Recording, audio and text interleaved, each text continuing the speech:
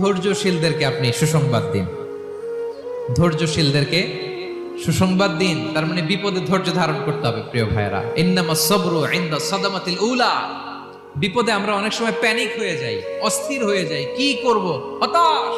না, মুমিনরা হতাশ হয় না, ধৈর্য ধারণ করে। কি করে? কি করে?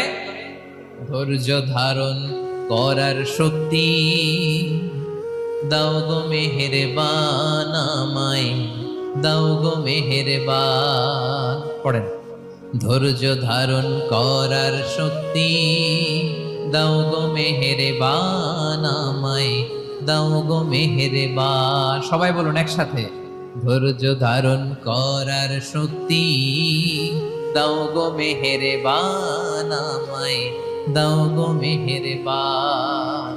বুকের ভেতর ব্যথার নদী বইছে।